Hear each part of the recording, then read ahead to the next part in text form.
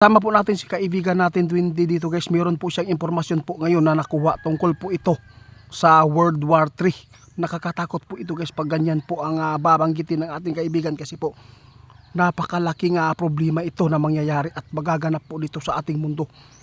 Kaya panoorin po at pakinggan po ninyo guys kung ano man po ang inyong makikita. Baka po magpakita si kaibigan sa inyo dito para po ay mapakinggan po ninyo ng maayos. Kaibigan, ano po ba itong impormasyon? Bakit po nasabi po niyo na World War III? Anong impormasyon na yan? Naku po, napakarami pa naman po mga OFW dyan sa napakarami kong subscriber po doon nakatira sa Amerika. Paktay na. Guys, mayroon nagplano na mga bansa ngayon guys. Napakahirap ito guys. Nakuha lang po ito ng ating kaibigan, no? Kagabi lang po ito na impormasyon. Nakakatakot po ito para sa Amerika. Kahit gaano pa kalakas po yung Amerika guys, kung pagtutulungan yan, posibleng mapalubog. Kaibigan, bakit po yun nasabi, di ba? Sino po ba ang tulong-tulong dyan para po mapapagsak po yung Amerika? Huwag lang po kayong magpanik guys, no? Kasi ipaabot lang po natin ito para po ay makapaghanda lang kayo. Kasi po mayroon pong nakitang impormasyon ang ating kaibigan ngayon tungkol po sa nakita po nila. Mayroon po mga bansa ngayon na nagplano na kung paano pabagsakin ang Amerika at pagtutulungan ito. Kaibigan, paano na ito?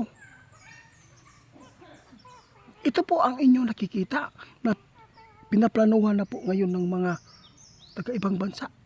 Tulad po ng mga kadalasan guys, no?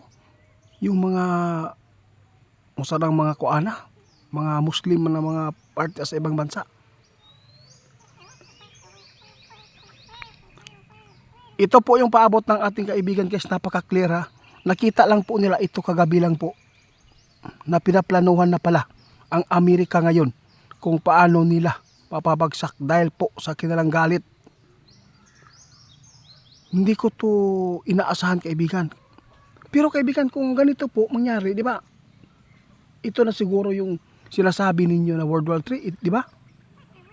Posibleng ito ang dahilan sa magaganap guys na World War III. Kasi po hindi po papayag yung iba kasi meron pong mga kumampi po sa Amerika. Marami din pong mga bansa na umanib din po sa Amerika na magiging kaibigan po nila na tulad po natin ha.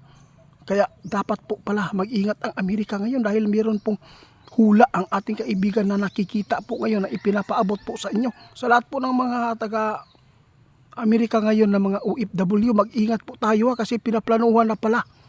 No, mayroon nagplano ngayon guys, sabi ng ating kaibigan, gabi lang po ito nakita, mayroon pong nagplano dahil po siguro sa batas na ipinapatupad ng ating ang presidente diya sa kanang Amerika, si Donald Trump.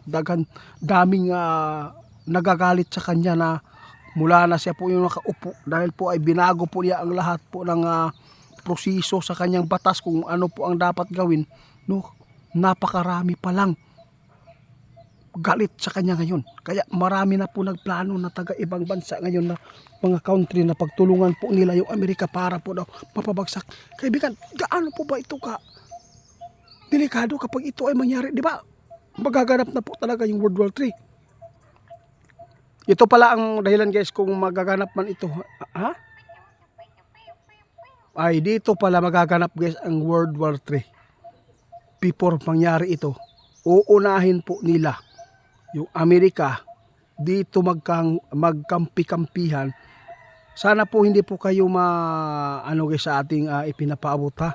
Kasi po nakikita lang po ni kaibigan kung ano man po ang hinaharap at magaganap po dito sa atin. Kaya dapat po tayong mag-ingat dahil po ay napakarami na pong lugar, ang mga bansa ngayon nagagalit po sa Amerika. Mula nang ipinapatupad po niya na binago po niya lahat yung mga dapat baguhin po niya, no? Dahil po sa nakikita po yan noon na meron pong kamalian po yung nakaupo, no, na nasundan po niya ngayon. Siguro Hindi po siguro na matatanggap po ng taga-ibang bansa na ganito po ang gagawin ng Amerika. Nais po natin itanong sa inyo kaibigan, sabi po ng iba, gusto lang po siguro ng Amerika na sila po yung anong tawag dito, lodhan ba? Gusto po nila na sila po ang kilalanin na bansa na pinakamalakas, di ba? Sa totoo lang guys, sa totoo lang walang ibang pinakamalakas na bansa kundi ang Amerika. Kahit po pagtulungan lang po sila ng tatlo na bansa, hindi pa yan mapapatumba. Ito po yung sabi ng ating kaibigan. Bakit po nyo sabi yan kaibigan? Sobrang lakas din po. Pero kung aabot po ng siyam na bansa na girahin po yung Amerika guys, posible guys na mapabagsak nito. Nakakaawa po ito. Dahil po nakita ng ating kaibigan na mayroon na palang mga plano na mga demonyo ngayon na pagtulungan ang Amerika para po mapabagsak. Grabe. Ito na po yung sinasabi po nila noon ng ating mga kaibigan. 'Di ba? Matirang matibay na lang po. Kaya lang hindi po talaga pwede na hindi po kumampi yung Pilipinas kung sa tuwing ito ay maghaganap man po yung plano na pagtulungan po ang Amerika. Marami pong mga bansa din po na dito kumampi po talaga, kakampi din po sa Amerika kaibigan, di ba? Kaya wag lang po tayong matakot guys, dahil po ipinapaabot po namin ito para lang po makapaghanda po tayo. Sana po ay maipaabot din po ito, ma-share po niyo itong video para po ay malaman po ng lahat na mayroon na palang mga lugar, mga bansa ngayon na nagplano kung paano nila mapabagsak yung Amerika ngayon, dahil po alam po nila na sobrang lakas po ito, no? Kung tatlo lang po yung magtulong-tulong dito na umatake, hindi pa rin daw makatarog daw guys, dili daw makatarog. Ito po ang sabi ng ating kaibigan. Kaya hindi po tayo dapat matakot sa mga ipinapaabot ng ating kaibigan, kasi po magaganap yan. Kung hindi po talaga magaganap, ibig sabihin yan hindi po pinahintulutan po ng ating Panginoon. Salamat po sa mga payo po ng ating mga kaibigan, lalo na po sa mga babala, sa mga OFW. Dapat po talaga ay maghanda kayo.